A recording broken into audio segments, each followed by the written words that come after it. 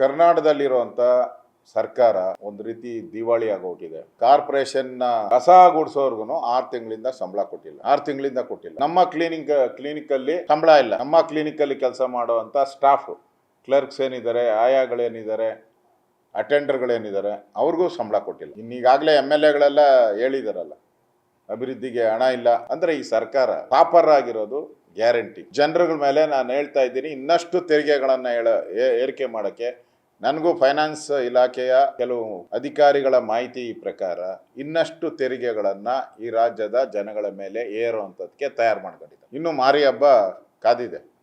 ರಾಜ್ಯದ ಜನತೆಗೆ ಇನ್ನು ಮಾರಿ ಹಬ್ಬ ಕಾದಿದೆ. ಇನ್ಮೇಲೆ ನಾನು ಎಲ್ಲರಿಗೂ ವಿನಂತಿ ಮಾಡ್ತೀನಿ, ಯಾರು ದಯವಿಟ್ಟು ರಾಜ್ಯದಲ್ಲಿ ಮನೆ ಕಟ್ಟಕ್ಕೆ ಹೋಗಬೇಡಿ. ನಾನು ರಾಜ್ಯದ ಜನತೆಗೆ ವಿನಂತಿ ಮಾಡ್ತೀನಿ, ಯಾರು ಮನೆ ಕಟ್ಟಕ್ಕೆ ಹೋಗಬೇಡಿ. ಕಟ್ಟಿದ್ರೆ ನಿಮಗೆ ಪವರ್ ಕನೆಕ್ಷನ್ ಇಲ್ಲ. ಪ್ರಾರಂಭ ಮಾಡಬೇಕಾದ್ರೂ ಕಪ್ಪ ಕಾಣಿಕೆಯನ್ನ ಕೊಡಬೇಕು. ಕಂಪ್ಲೀಟ್ ಮಾಡಬೇಕಾದ್ರೂ ಕಪ್ಪ ಕಾಣಿಕೆಯನ್ನ ಕೊಡಬೇಕು. ಕಪ್ಪ ಕಾಣಿಕೆ ಇಲ್ಲದೆ ನೀವು ಮನೆ ಕಟ್ಟಕ್ ಸಾಧ್ಯನೇ ಇಲ್ಲ. ಇಷ್ಟ ದಿನದ ಏನೋ ಗುದ್ಲಿ ಪೂಜೆ ಮಾಡುವಾಗ ಐನೋರ್ಗೆ ಒಂದಷ್ಟು ದಕ್ಷಿಣೆ ಇಡ್ತಾ ಇದ್ರಿ.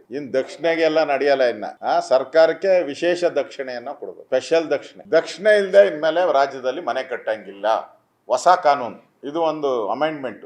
ಈಗ ಹೋಮ್ ಡಿಪಾರ್ಟ್ಮೆಂಟ್ ಅನ್ನೋದು ಕಾಂಗ್ರೆಸ್ ಡಿಪಾರ್ಟ್ಮೆಂಟ್ ಆಗ್ಬಿಟ್ಟಿದೆ. ಹೋಮ್ ತೆಗೆದಾಕಿ ಕಾಂಗ್ರೆಸ್ ಡಿಪಾರ್ಟ್ಮೆಂಟ್.